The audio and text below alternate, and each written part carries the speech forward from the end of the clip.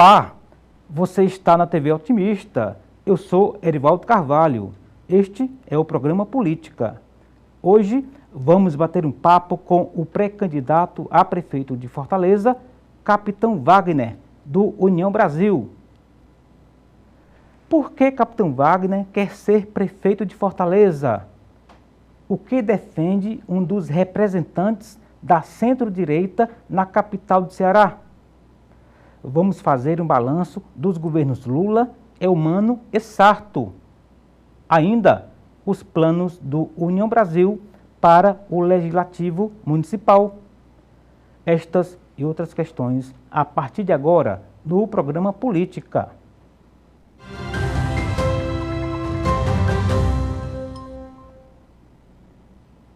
Wagner Souza é capitão da reserva da Polícia Militar do Estado do Ceará. O convidado foi vereador de Fortaleza, deputado estadual e deputado federal. O entrevistado foi candidato a prefeito de Fortaleza em 2016 e 2020. Nas eleições de 2022, disputou o Palácio da Abolição. Wagner já foi filiado ao PR e ao PROS.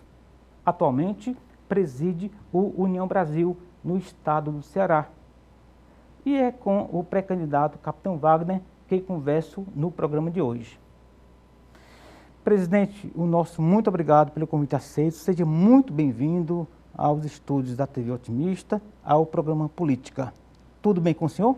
Eu que agradeço, Erivaldo. Saudar você, a todos que compõem aqui a TV Otimista, agradecer por essa oportunidade para a gente bater um papo aqui, falar sobre o cenário nacional, estadual, local, especialmente aqui de Fortaleza, por conta das eleições, né, que se avizinham em dia 6 de outubro, a gente está aqui sem filtro para responder qualquer questionamento. Muito bem. Nas últimas eleições nacionais, o senhor não foi candidato a deputado federal, né?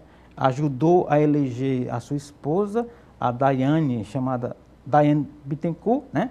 Também conhecida como Daiane do Capitão, e assumiu a missão de ser secretário da saúde do vizinho aqui, município de Fortaleza, em Maracanaú.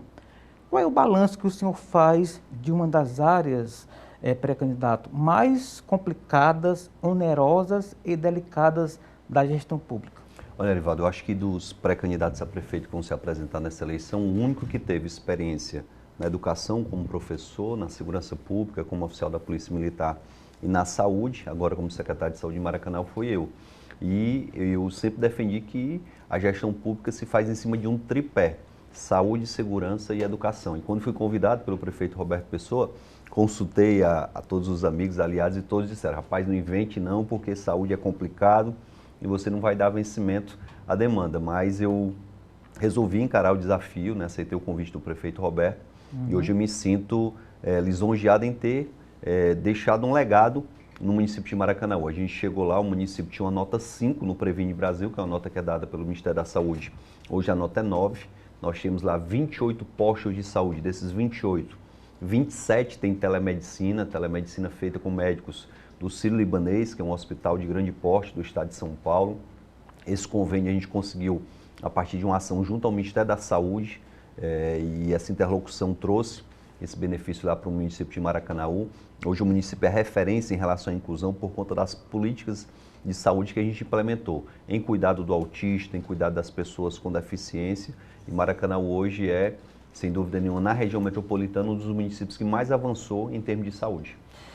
Essa passagem do senhor pela pasta da saúde vai agregar algo de gestor na sua pré-candidatura aqui, ou isso se reflete mais lá no município de Maracanaú, o pré-candidato? Olha, Erivaldo, no próprio debate que vai ser feito, os questionamentos em relação à saúde serão feitos e a gente vai poder responder de uma forma muito mais técnica e mostrando um exemplo que deu certo, né? O que a gente fez enquanto secretário de saúde lá em Maracanaú, que poderia ser feito aqui em Fortaleza, que não foi feito até agora, e o que a gente pode implementar do que já foi iniciado aqui no município. Eu me lembro que em 2016, quando fui candidato a prefeito, como você apresentou no comecinho, eu disputando contra o Roberto Cláudio, num debate o Roberto disse: eleitor, se você me der uma chance de um segundo mandato, eu vou entregar medicamento na sua casa, o motociclista vai lá entregar esse medicamento. E eu, policial, professor, olhei para ele que era médico e disse: olha, você teve 4 anos para fazer e não fez, será que vai fazer nos próximos 4? E, de fato, o Roberto não fez nos 4 anos seguintes. E eu assumi a Secretaria de Saúde lá em fevereiro do ano passado. Em abril, a gente já estava entregando o medicamento na casa das pessoas. É tanto que o Sarto copiou a nossa ideia e está entregando aqui em Fortaleza também. E é muito bom para a cidade. Mas se a gente fizer um balanço e um comparativo, Maracanaú hoje tem 2.500 pessoas recebendo o medicamento em casa. Maracanaú é 10 vezes menor do que Fortaleza. E Fortaleza tem apenas 2.000 pessoas recebendo esse medicamento em casa. Então, o nosso avançou muito mais do que o de Fortaleza. O que o senhor fez em Maracanaú é factível fazer em Fortaleza? É sim, desde que a gente entenda, logicamente, que o município tem um orçamento menor. Tem uma escala, né? Tem que ser feito de forma escalonada. A gente tem em Maracanaú 28 postos. Fortaleza hoje tem 116 postos de saúde. Deve terminar a gestão do Sarto aí com 123, 126. A gente não sabe ainda quantos postos serão concluídos até o final da gestão. Então, a gente vê que a estrutura de postos é pelo menos 5 vezes maior do que a de Maracanaú. Lá a gente tem uma UPA, que são 6 UPAs no município de Fortaleza. Então, a gente vai precisar, logicamente, escalonar para que o que foi bem feito lá possa também ser feito aqui. E outra coisa que a gente tem que observar é o tempo. Lá eu tive apenas 1 ano de gestão. Se prefeito me tornar, eu terei 4 anos para implementar tudo isso que foi implementado em Maracanaú e tentar trazer para o cidadão fortalezense um resgate da credibilidade do serviço de saúde. Eu percebi isso lá, Erivaldo. O grande desafio do gestor é resgatar a credibilidade da pessoa que está lá na ponta, que ela vai procurar um equipamento de saúde e vai ser atendida adequadamente, vai ser atendida com respeito, com carinho. Se o serviço não estiver lá no posto, ela ser encaminhada para o hospital, se não lá no hospital, lá na UPA. Então, a gente conseguiu gerar esse Maracanaú a partir de muito investimento em treinamento e capacitação do nosso pessoal. Só para você ter uma ideia, o efetivo de servidores da saúde de Maracanaú é de mais de 2.000 pessoas. E eu cheguei lá e não precisei mudar muitas pessoas, eu devo ter mudado lá 10 pessoas. E mesmo assim a gente conseguiu dar um ritmo, implementar um ritmo que melhorou muito a saúde no município. Independentemente de ser Maracanaú ou Fortaleza, qual é o principal gargalo? É gestão ou dinheiro? Olha, o principal gargalo é sim gestão. Eu vou dar só um exemplo aqui. Quando eu assumi lá a secretaria, existia e ainda existe um programa chamado Transporte Social, para pessoas que fazem hemodiálise, para pessoas que têm tratamento de câncer, para mães que iam levar seus filhos para fazer terapias, crianças autistas. E a gente fez uma auditoria no programa que tinha 10 vans e 26 carros pequenos. Ao fazer a auditoria, a gente viu que tinha uma pessoa, por exemplo, que estava lá no programa que morava no Jardim da Serra, que é um condomínio de luxo lá de Maracanaú. Lógico que a pessoa foi excluída. Tinha gente que estava na van e estava no carro pequeno. Tinha gente que já tinha falecido. Ao realizar a auditoria e completar o trabalho, a gente viu que em vez de 10 vans e 26 carros pequenos, a gente precisava só de 10 vans e 6 carros pequenos. Eu economizei o aluguel de 20 veículos e com essa economia a gente investiu em compra de mais medicamento, em contratação de mais pessoas. Então, na saúde especialmente, que tudo demanda recurso, Erivaldo, a gente tem que ter uma gestão muito azeitada e saber o que de fato está sendo feito com o recurso que está sendo disponibilizado. Entendi. Para concluir esse ponto, aquele programa em que o senhor, então secretário, entregava óculos, né, para a comunidade, explique melhor e defina aí em detalhes qual o impacto dessa ação, o pré-candidato. Erivaldo, a gente tinha uma relação muito boa com os demais secretários, com o secretário de Educação, com o secretário de Esporte, secretário de Assistência Social.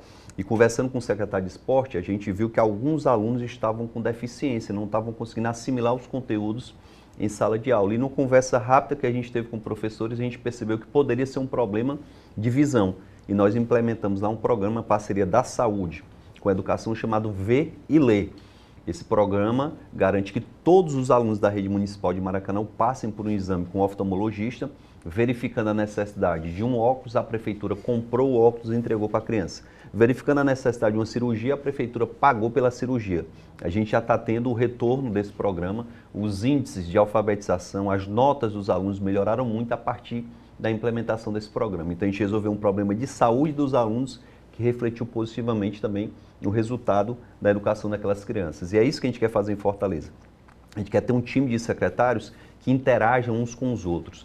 A Secretaria de Saúde, ela, sem dúvida nenhuma, precisa ter programas com a questão da educação, com o esporte, com a assistência social. Saúde é muito ampla e a gente precisa ter um secretário que tenha essa capacidade de se envolver e de articular com os demais secretários. Entendi. O senhor é ex-secretário da Saúde de Maracanaú e é especialista reconhecidamente um gestor com perfil de segurança pública.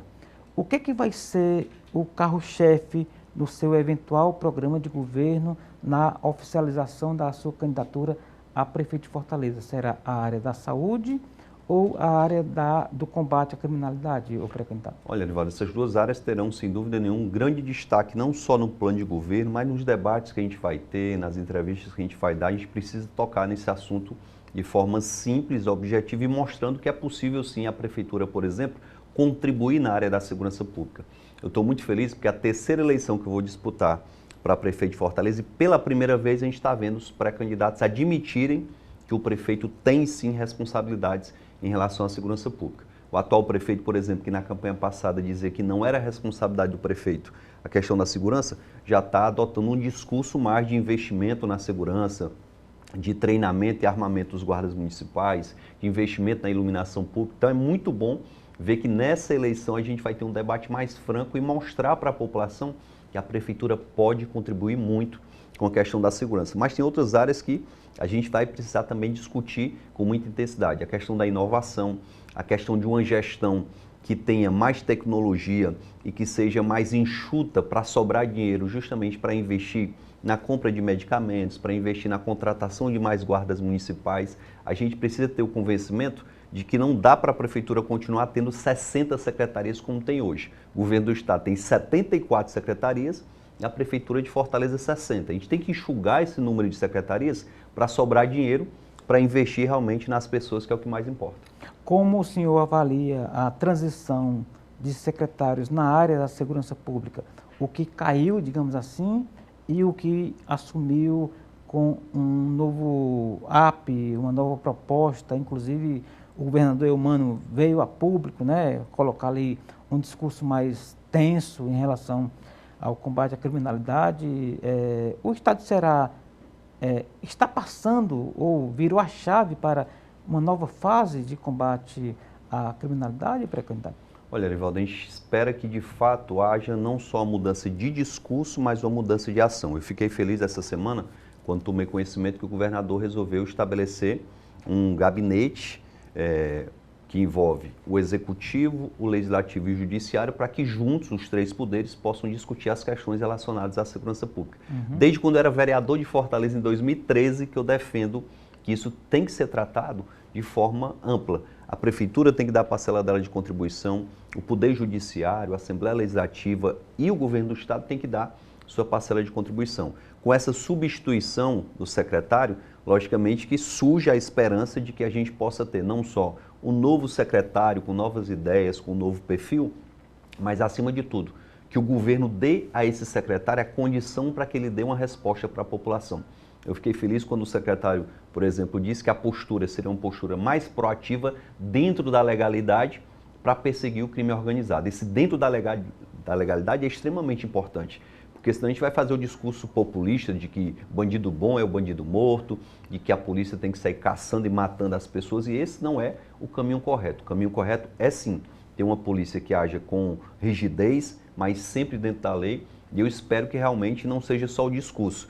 A gente teve, por exemplo, essa semana, infelizmente, o 11º policial morto aqui no estado de Ceará. E só no 11º é que o governador se pronunciou nas redes sociais, se solidarizando com a família desse policial que foi morto. Mas, para além disso, a gente precisa ter ações mais enérgicas em relação a quem comete esse tipo de delito, para que seja punido rigorosamente e não gerarmos aí um sentimento de estímulo a se repetir esse tal fato. Entendi.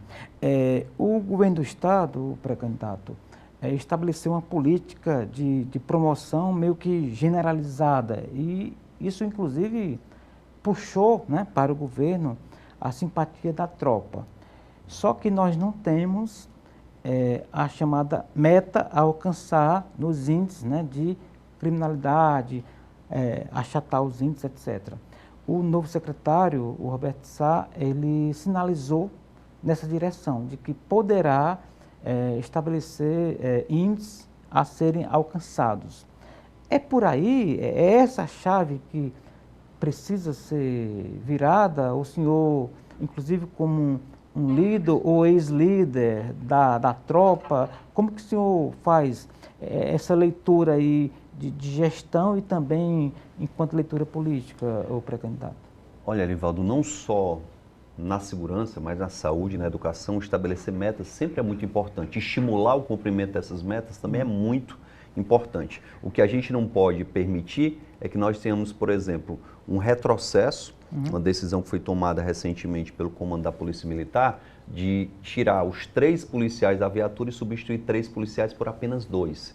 Como é que, enfrentando o crime organizado de forma intensa como está a polícia, o noticiário tem mostrado aí que outras facções criminosas têm vindo para o Estado, será com muita força, você tirar a condição do policial de se proteger e de proteger a população. Então, defendo sim que as metas sejam estabelecidas, se puder estimular, inclusive com pagamento de alguma gratificação pelo cumprimento dessas metas, vai ser muito salutar. Mas o policial precisa se sentir guarnecido, precisa se sentir protegido, ele precisa de um alicerce jurídico para que ele possa ir fazer o enfrentamento realmente com o crime organizado.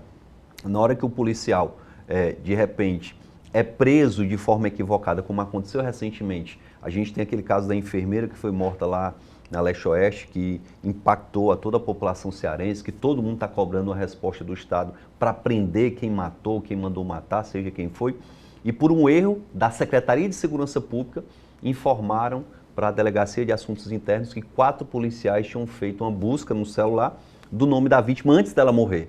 E depois de apurarem de forma mais correta, verificaram que a busca foi posteriormente ao falecimento dela e os policiais foram libertados. É um desestímulo muito grande, a ponto, Arivaldo, de eu ter escutado de muitos policiais que desinstalaram o aplicativo de busca do seu celular com medo de acontecer algo semelhante por conta de serem presos. Então, eu espero que o governador, para além desse discurso mais duro, esse discurso de que vai enfrentar realmente o crime, ele possa dar aos policiais o sentimento de que eles estarão com todo o alicerce jurídico, com todo o apoio do Estado quando eles forem para o enfrentamento, e se vier algo de lá para cá, o Estado vai estar do lado deles. E não o Estado está perseguindo o policial de forma equivocada, como tem acontecido recentemente. Muito bem, ficou claro, bastante claro. A gente vai fazer, pré-candidato, o primeiro intervalo do nosso programa, mas antes gostaria que o senhor deixasse, querendo, as suas redes sociais para quem quiser seguir nesse debate com o senhor na internet. Até aproveito para convidar as pessoas aí que queiram nos seguir no Twitter, né? A gente tem um Twitter lá, @Capitão Wagner, a gente tem também o nosso Instagram, que é bem atuante, todo dia a gente está colocando notícia nova do nosso trabalho, o trabalho da Daiane, dos membros do União Brasil e, logicamente, também as propostas de pré-campanha que já podem ser anunciadas, estão lá no nosso Instagram. Então, convido a todos para nos seguir no Instagram, no Twitter e também no Facebook, para que vocês possam se informar a respeito das nossas ideias e dos planos que a gente tem para Fortaleza e para o estado do Ceará. Então, digitando Capitão Wagner, chega até o seu perfil, é isso? Direto, isso. Muito bem. Vamos fazer o nosso primeiro intervalo. Daqui a pouco, mais bate-papo com ele, o nosso convidado de hoje, o pré-candidato a prefeito de Fortaleza, Capitão Wagner, do União Brasil. Não saia daí, a gente volta já.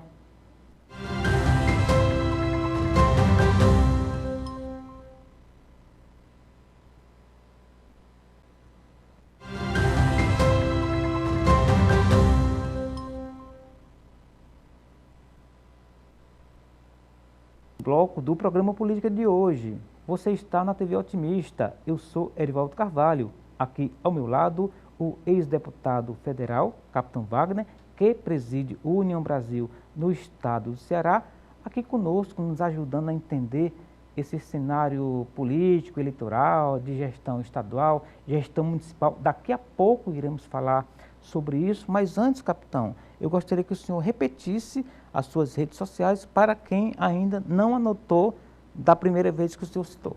Bom demais, pessoal. Convidar vocês para conhecer lá o nosso Instagram, onde a maioria das notícias do nosso trabalho, do nosso partido, as propostas, né, de pré-candidatura que a gente já pode estar anunciando estão lá também. Nosso Facebook, colocou lá, @Capitão Wagner, facinho você encontra o Instagram, o Facebook e também o nosso Twitter, onde de vez em quando também a gente coloca lá alguma notícia, alguma informação importante, principalmente para esse público que é formador de opinião, que gosta de acompanhar o Twitter. Ô Wagner, até como ex-integrante do Congresso Nacional, o que o senhor está achando aí dessa polêmica de regulamentar as redes sociais? É esse o caminho?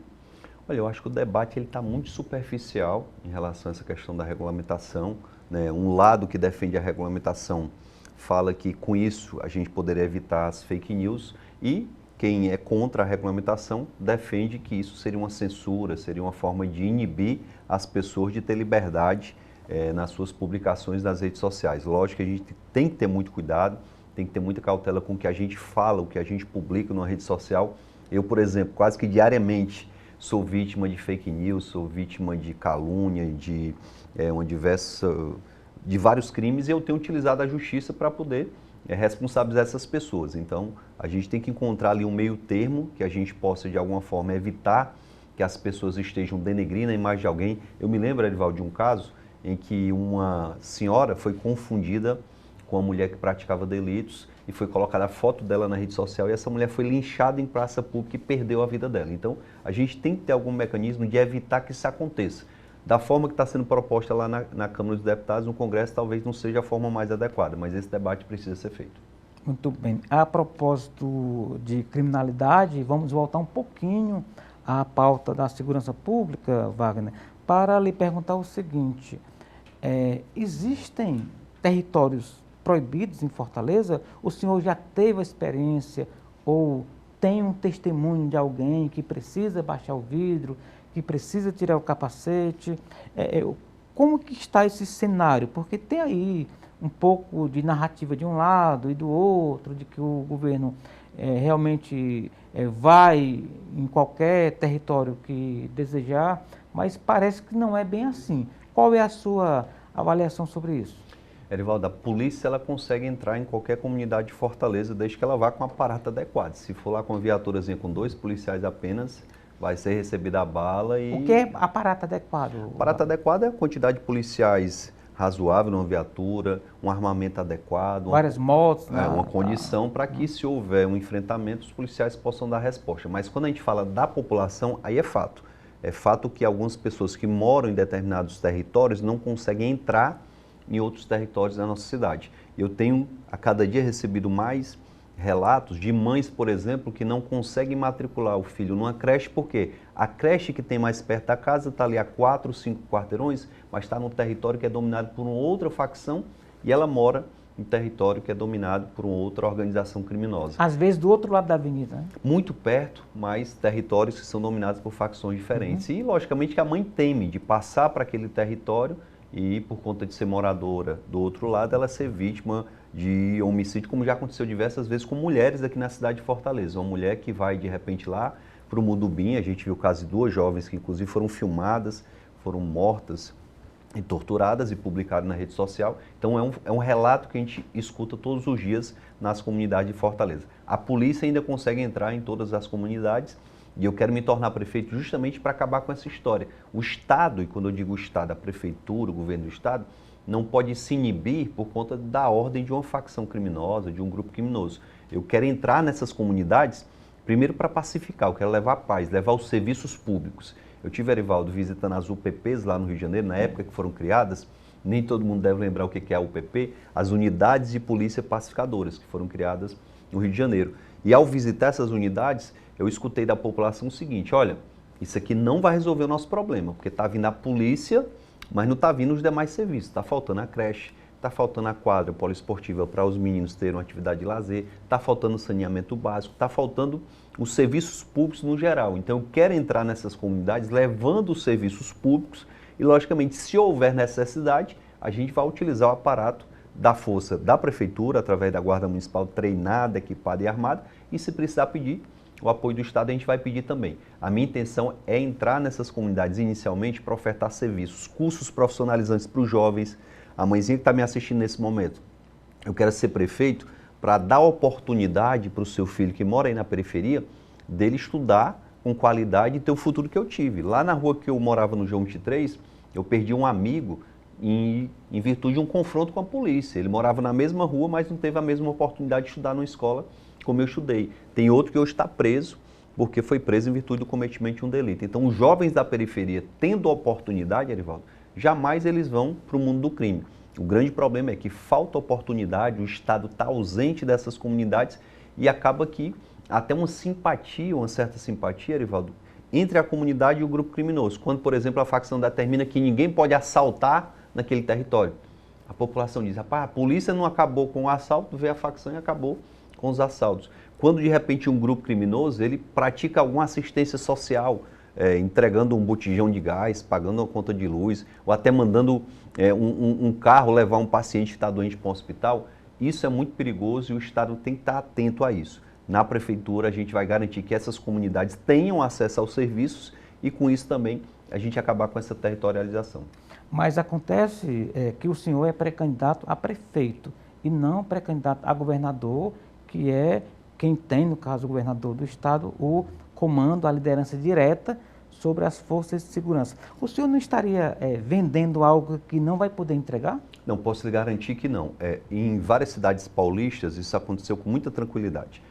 A Guarda Municipal, segundo a própria Constituição, no seu artigo 144, e segundo o Estatuto das Guardas Municipais, tem a competência de garantir a segurança do patrimônio e das pessoas nos equipamentos públicos municipais.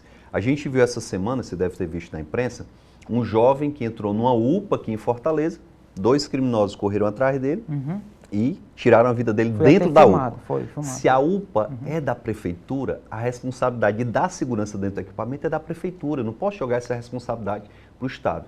Quando você viu, por exemplo, aquele homem entrar no JF, tirar a vida de um funcionário, arrancar a cabeça desse funcionário e ir embora sem que a prefeitura tivesse garantido a segurança, ali eu não posso dizer que a culpa foi do Estado. Lá fora, na rua, ele armado, a responsabilidade é do Estado, mas dentro do hospital municipal, a responsabilidade é da prefeitura. Então, o que eu defendo?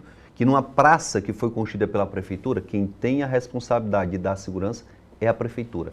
Num hospital que é da prefeitura, a prefeitura com a sua guarda municipal. Numa escola, e a gente tem visto a cada dia a violência aumentar nas escolas municipais, a gente precisa ter a convicção de que não só com o aparato da Guarda Municipal, mas também com o uso de tecnologia, com os próprios seguranças que são contratados da iniciativa privada, a prefeitura tem que fazer o básico dentro do que é a responsabilidade dela. Aí o Estado vai conseguir fazer o seu papel. Se eu for querer jogar tudo para o Estado não vai conseguir fazer. Então a minha ideia é essa, vou entrar na comunidade com o meu aparato, a minha Guarda Municipal, se necessário for, aí a gente vai pedir o aparato do Estado que tem a obrigação de atender a prefeitura.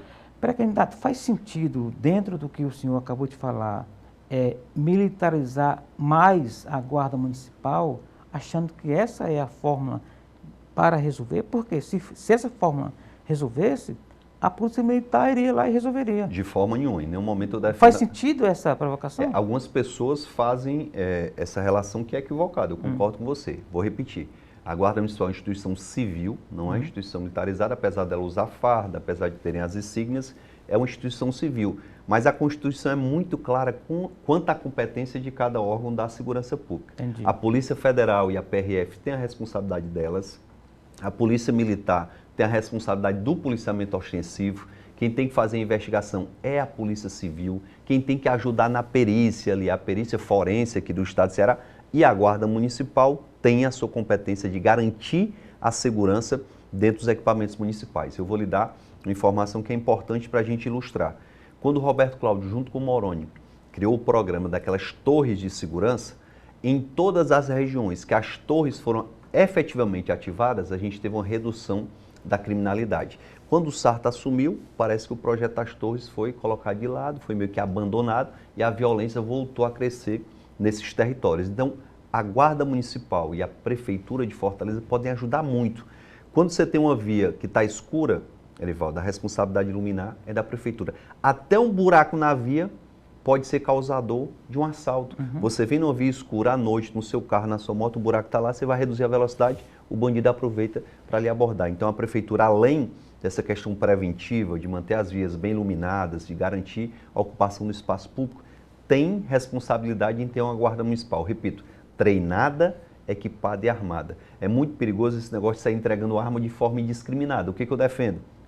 Eu já tirei serviço em viatura, que eu tive que usar arma de fogo, porque eu não tinha uma arma menos letal. Se eu tivesse uma taser, por exemplo, eu tinha imobilizado a vítima em vez de utilizar arma de fogo. Então eu defendo que o guarda municipal tenha todos esses equipamentos à sua disposição para evitar de usar arma de fogo. Se necessário for usar arma de fogo, aí é o último recurso, ele vai ter que utilizar, logicamente. Muito bem, estamos falando de diálogos institucionais entre a Prefeitura e o Governo do Estado.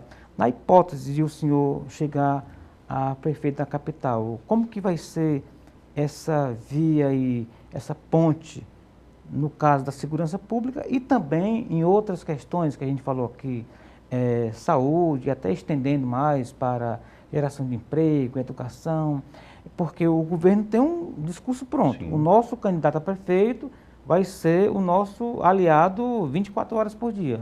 O que o senhor fala e prepara para a campanha para, digamos assim, viabilizar uma candidatura que fale nesses termos para essa relação institucional entre prefeitura e governo?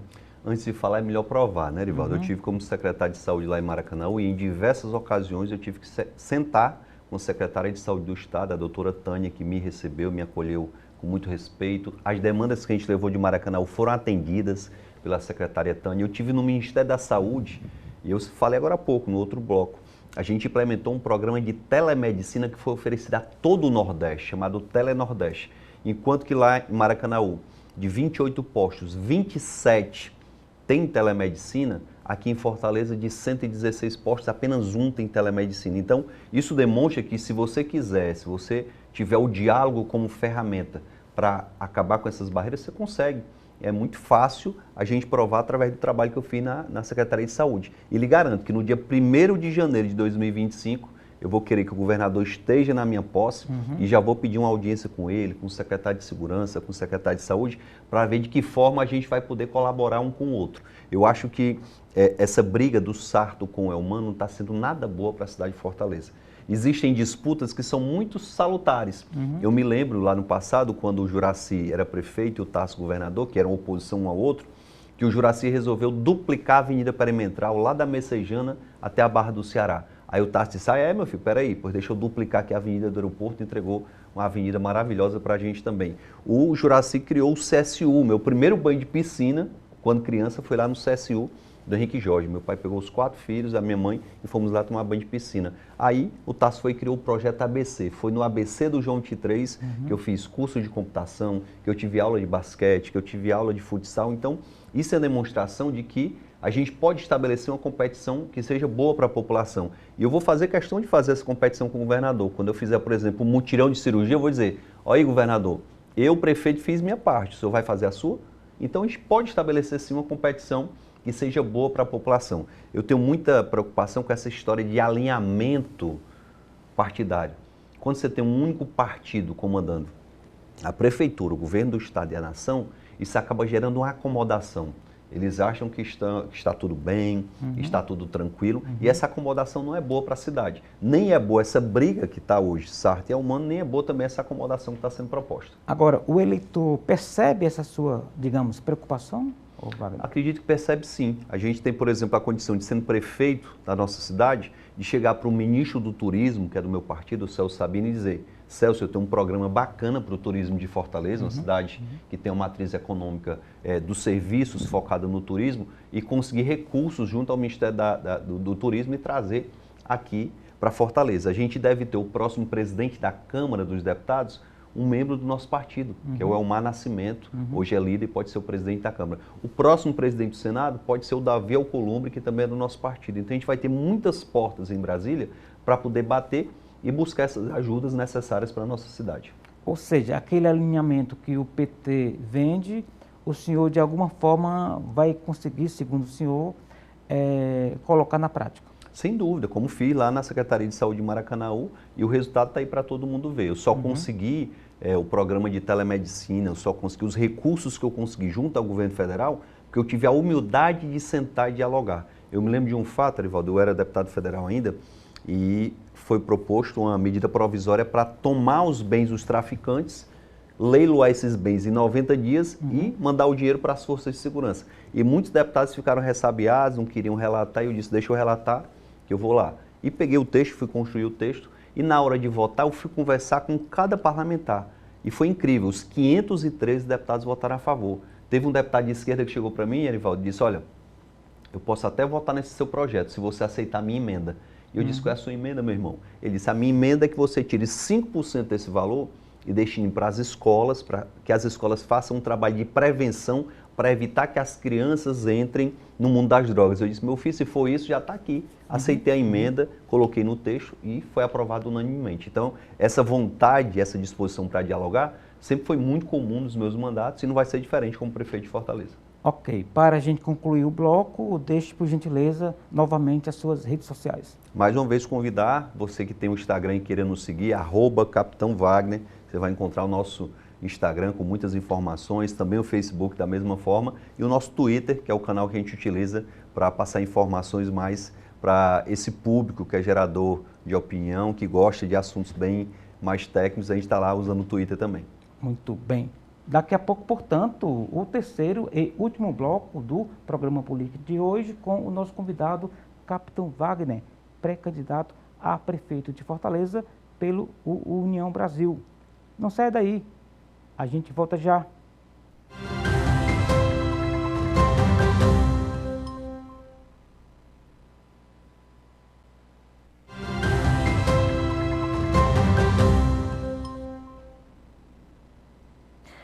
Estamos de volta para o terceiro e último bloco do programa política de hoje. Você está na TV Otimista, eu sou Erivaldo Carvalho, aqui ao meu lado, Capitão Wagner. Ele é presidente estadual do União Brasil e também pré-candidato a prefeito de Fortaleza. E se você quiser, também pode encontrá-lo na internet, não é isso? Nas redes sociais, lá no Instagram, @Capitão Wagner, no Facebook a mesma coisa, e lá no nosso Twitter, sempre passando informações importantes para Fortaleza, para o Brasil, também para o estado do Ceará. Muito bem. Ô Wagner, qual é a radiografia, dando aí o desconto de o senhor ser pré-candidato a prefeito de Fortaleza? Qual é a imagem, na média geral, que você tem da gestão José Sarto? Olha, com todo respeito ao prefeito Sarto, fui deputado estadual com ele e sempre tive uma relação muito respeitosa, mas uma radiografia geral da população, as próprias pesquisas de opinião definir isso de forma muito clara, é de que o prefeito passou 3 anos bem ausente e nesse 4º ano, é fato que ele está presente nas ruas, está entregando obras, mas eu acho que ele não está conseguindo capitalizar justamente por conta dos 3 anos anteriores. Quando você se afasta muito da população e vem aparecer somente no ano eleitoral, o povo já fica ressabiado de que aquilo ali não é uma coisa espontânea e natural. Então, acredito que é difícil o prefeito Sarto reverter essa rejeição, essa desaprovação do governo dele. Logicamente que a estrutura da máquina, a quantidade de vereadores pode até viabilizar uma eleição e colocá-lo no segundo turno, mas a preço de hoje é bem complicado.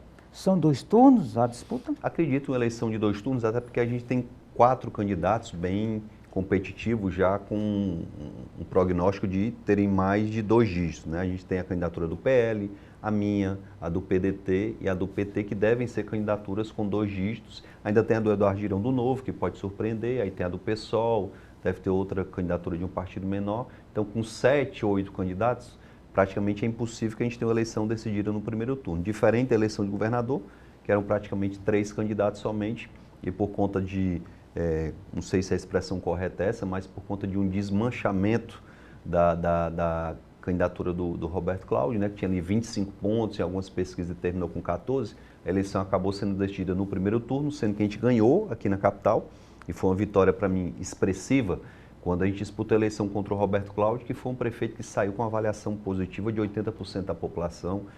Então, ganhar aqui em Fortaleza com 42% e ver o Roberto com apenas 20%, para mim foi uma vitória bem robusta. Qual o tamanho da sangria da sua pré-candidatura, né? Da pré-candidatura do André Fernandes, do PL, e do Eduardo Girão, do Partido Novo, que, numa visão aqui mais superficial, disputam o mesmo voto, né, do fortalezense? Eu acredito muito, Erivaldo, que na reta final da eleição, ali nos 15 últimos dias, esse eleitor do campo de centro-direita, ele vai avaliar não só os candidatos, mas as propostas, a própria intenção de voto naquele momento, e a gente pode ter no finalzinho da eleição um voto útil que coloque um dos 3 no segundo turno. Da mesma forma, não acredito que a gente tenha uma eleição com 2 candidatos progressistas no segundo turno. Nem dá para ter 2 de centro-direita, nem 2 progressistas. Eu acredito em um do segundo turno, sendo aqui do nosso campo, e um do campo progressista, é o natural que isso aconteça. Pode até ter uma surpresa e acontecer algo diferente, mas o natural é que aconteça isso. Mas, insistindo nesse ponto, as 3 pré-candidaturas, né, a do senhor, a do André Fernandes e a do Eduardo Girão, de forma isolada, cada uma tem musculatura para chegar ao segundo turno? Estaria aí havendo, de alguma forma, uma possibilidade de as 2 máquinas, no caso, a Prefeitura de Fortaleza e o Governo do Estado, irem para o segundo turno e a centro-direita meio que morrer pelo caminho? Existe essa possibilidade, sim, sem dúvida nenhuma, né? A candidatura do André já chegou aos 2 dígitos, a minha tem mantido, pelo menos nas pesquisas que têm sido apresentadas até aqui, uma percentagem de intenção de votos acima de 30%. Isso nos dá até uma certa tranquilidade que a gente está no caminho certo, não é a tranquilidade que a gente vai estar no segundo turno. Porque a campanha acontece mesmo e começa dia 16 de agosto. A partir do momento que começar a campanha, que as pessoas forem para as ruas, quando começar o programa eleitoral, já lá no finalzinho de agosto, as pessoas começarem a olhar as propostas, é que a gente vai ter um cenário mais claro. Então, esse risco ele acaba existindo, é por conta disso que eu tenho tentado, nos bastidores, conversar com esses 2 pré-candidatos para a gente encontrar ali um denominador para diminuir essas candidaturas. Eu acho difícil que seja só uma, mas talvez se um dos 3, verificando ali a possibilidade de mais dificuldade de chegar ao segundo turno, puder abrir para compor com o outro, eu acho que isso vai facilitar a chegada no segundo turno e com isso a gente ter uma garantia maior de que vai acontecer o que eu estou programando. Um candidato centro-direita no segundo turno e um candidato progressista. Entendo. A eleição, na visão do senhor, vai ser uma eleição pautada pelo debate ideológico nacional ou a discussão da cidade de Fortaleza? Olha, até aqui eu tenho visto alguns candidatos tentarem puxar para o debate ideológico, mas eu tenho tido aí como missão manter o foco nos problemas da cidade e principalmente nas soluções. Mais do que apontar problema, porque apontar problema, o morador lá do Janguruçu aponta, o morador da Barra do Ceará aponta, o que essas pessoas querem ouvir, quais são as soluções para esses problemas. E eu tenho focado o debate nisso e vou continuar fazendo isso até o dia da eleição. Entendo. O pré-candidato André Fernandes chegou a dizer que o senhor não veste, né, a camisa do bolsonarismo, da direita, portanto, teria ali uma certa restrição em relação ao apoio dele. Qual é o comentário que o senhor faria sobre essa questão que o André Fernandes levanta? Olha, Erivaldo, desde a campanha de governador até a campanha de 2020, eu tenho dito que eu quero vestir a camisa do fortalezense. Logicamente, se o PL vier para nos apoiar no primeiro ou no segundo turno, vai ser um apoio muito bem-vindo. É um partido de grande porte, com um grande tempo de TV, com lideranças importantes aqui da nossa cidade, mas eu acho que o eleitor está ressabiado e está arrependido, inclusive. Em 2020, quase que eu me tornei prefeito. Por 1,5 ponto, eu não fui eleito prefeito de Fortaleza. E as pessoas acreditaram no padrinho do Sarto, que era o Roberto Cláudio, saiu com uma super avaliação, conceito muito bom da cidade, e votaram no Sarto pelo Roberto Cláudio. E essas pessoas hoje estão arrependidas. Isso aconteceu de forma muito semelhante na eleição de 2022. Quando votaram no Elmano por conta do Camilo e do Lula. E já na campanha eu disse, olha, os padrinhos vão embora, quem vai ficar aqui é o apadrinhado, ele é que vai comandar o Estado e o problema da segurança está aí, a questão econômica do Estado também é um outro problema. E eu acho que esses 2 exemplos, 2 eleições seguidas, o eleitor cometendo a mesma falha, ele está com um sentimento de arrependimento muito grande. E quem quiser se acostar somente no padrinho, sem ter um projeto para a cidade, sem dizer para o eleitor como é que ele vai resolver esse problema da violência ou vai ajudar o Estado a resolver, sem apresentar um programa que permita melhorar a questão da saúde pública, sem apresentar um programa que gere oportunidade para quem quer empreender, para quem quer investir na economia da cidade, eu acho que quem ficar só no debate ideológico vai se sair muito mal e não deve chegar ao segundo turno. Qual é o voto mais difícil de puxar, pré-candidato? O voto da própria raia da centro-direita, onde também estão André Fernandes e Eduardo Girão, ou o voto que está com as 2 máquinas, com José Sarto e com o Evandro Leitão, que vai ser apoiado pelo governo do Estado? Olha, pelo próprio resultado da eleição de governador, fica muito claro que aquele voto que depende da máquina é o voto mais difícil que você tem para conquistar. Quando eu tive na eleição passada quase que todos os prefeitos apoiando os meus adversários, ficou muito difícil no interior conquistar esses votos. Aqui na capital, por conta da população já me conhecer, eu tive uma condição muito melhor. Então, acredito que é muito mais difícil você conquistar o voto de um terceirizado da prefeitura que depende daquele emprego e está sendo ameaçado todo dia. Ó, se você não votar aqui, você perde o emprego. Então, o dá ou desce, né? O dá ou desce. Então, conquistar um voto de alguém que depende da máquina é muito mais difícil do que um voto espontâneo, ideológico, que acontece não só no campo de centro-direita, mas também tem muitas pessoas de centro-esquerda que podem votar na gente. Eu acredito, Arivaldo, que a gente tem em Fortaleza 15% do eleitorado que é de direita muito firme e 15% que é de esquerda muito firme. Aí vem o centro-direita, vem o centro-esquerda, vem o centro, esse voto ele é um voto mais fácil de se conquistar. Muito bem. Provavelmente, Wagner, não teremos candidata a prefeita de Fortaleza. Portanto, as candidatas ou os nomes, né, para a vice deverão ser mulheres. É mais ou menos por aí que o União Brasil vai trabalhar? Elivaldo, eu tive uma experiência maravilhosa em 2020, quando a gente escolheu a Camila Cardoso para ser a nossa vice. Ela agregou muito à chapa, ela trouxe uma causa social muito importante. E por que a Camila agregou? Porque ela não era só uma pessoa que tinha uma bandeira. Advogada, militante de uma causa muito importante, que é a inclusão social, com história de mãe belíssima. Então, isso ajudou muito até a humanizar a nossa chapa. E se a gente tiver uma oportunidade de ter uma outra pessoa com um perfil parecido para compor conosco na chapa esse ano, vai ser muito positivo. A gente não pode se amarrar muito a essa questão de que porque não tem uma mulher candidata a prefeita, necessariamente eu tenho uma mulher aqui na vice. Se tiver e for uma pessoa que agregue de fato, vai ser muito bom. Mas não pode ser a condição única para a gente escolher quem vai ser nossa vice. Se vier um outro partido para agregar, a gente vai discutir com um partido que vier dentro das opções qual seria o melhor nome. Se não vier e for uma chapa pura do União Brasil, a gente vai discutir internamente também no União Brasil quem são os nomes que podem agregar essa chapa, seja por conta do perfil. Eu sou servidor público, eu milito numa área e de repente vem um vice que é de outra área, da iniciativa privada, é uma pessoa que tem uma experiência de gestão em outra área. Pode ser que agregue também muito e isso ajude a fortalecer a chapa. Na hipótese de o PL retirar a pré-candidatura de André Fernandes, muito provavelmente o partido vai indicar o candidato a vice, porque é mais ou menos por aí que a coisa pode andar. Portanto, está posto que o PL poderá ou poderia indicar uma mulher a vice-prefeita, não necessariamente André Fernandes.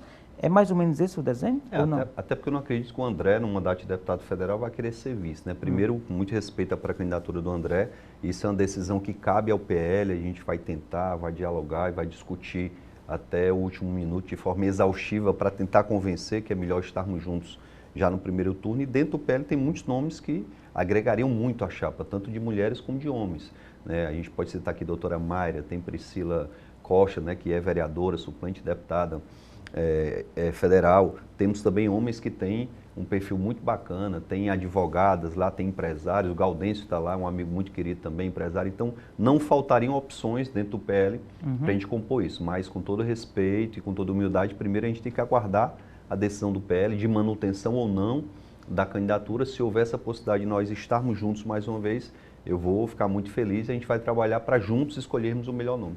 Entendi. Quando a ex-prefeita Luiziane era colocada como pré-candidata, né, existia uma dinâmica em que, quando ela saía, o senhor levantava um pouco ali os índices, né, de intenção de voto. Esse retrato, ele meio que se confirma ou já mudou alguma coisa de lá para cá? Ou seja, é possível o senhor chegar a receber alguma intenção de voto que iria para a ex-prefeita Luiziane Lins? Olha, Erivaldo, o mapa eleitoral de Fortaleza, ele mostra isso de forma muito clara, né? Quando eu fui candidato a prefeito na última eleição em 2020, no primeiro turno, a gente via em locais que eu era o mais votado, que a Luiziane era a segunda mais votada ali, muito próximo. Então era um eleitor que pensava muito, muito parecido. Posso até citar uma região aqui da cidade.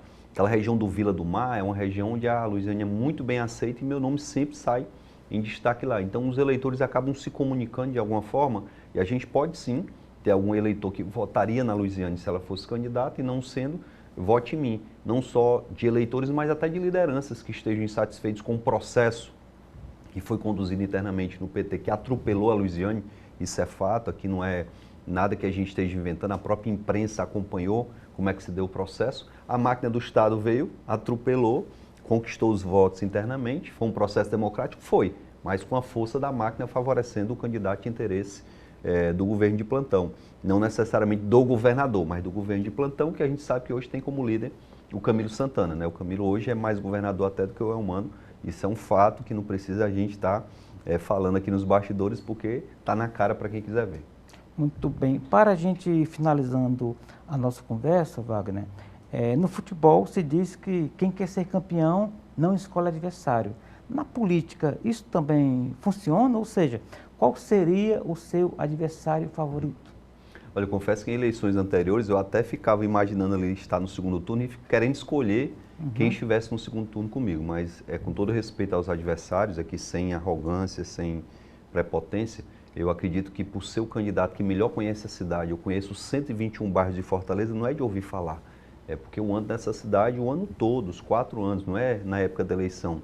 Por conhecer os problemas e também por estar discutindo as soluções há tanto tempo, eu não posso querer, não, vou disputar aqui contra o fulano ou ciclano no segundo turno, que seria até um demérito da minha própria candidatura. Eu estou muito focado no nosso projeto, a gente está trabalhando com muita intensidade, a equipe está muito empolgada, a cada dia que passa, né, não só com a confirmação das pesquisas de intenção de voto, mas principalmente com o que eu tenho escutado nas ruas, nas visitas que eu tenho feito, que essa eleição é a eleição da minha vida. E eu não falo isso da boca para fora, não. Tudo que for necessário fazer para que a gente tenha um resultado positivo dentro da ética, dentro de um critério republicano, a gente vai estar fazendo. Se no segundo turno for necessário fazer uma ampla aliança, a gente vai estar fazendo essa ampla aliança com a convicção de que Fortaleza é uma cidade ampla e heterogênea. Não dá para governar só para a direita, não dá para governar só para a esquerda, nem só para o centro. Eu quero fazer para todos. Eu quero fazer para o Meireles e para o Bom Jardim, eu quero fazer para a Vajota e para a Messejana. Então, quero governar para toda a cidade. Por conta disso, não tem como escolher o adversário no segundo turno. Muito bem, Wagner Souza, aqui conosco, encerrando o programa Política. O nosso muitíssimo obrigado. Eu agradeço. Parabéns pelo trabalho, boa sorte aí na jornada, as suas rápidas despedidas. Olha, agradecer a você, Erivaldo, agradecer ao Grupo Otimista por dar esse espaço aqui para a gente discutir um pouquinho a cidade e parabenizar o grupo aí que está crescendo. Estou sabendo que já tem novidades em outros estados da federação e dizer que para mim é uma alegria, uma satisfação poder ter esse carinho, essa recepção da imprensa. Muito obrigado mais uma vez. E assim chegamos ao final da edição de hoje do programa Política. A todos o nosso muito obrigado pela companhia. Até o nosso próximo encontro. Forte abraço.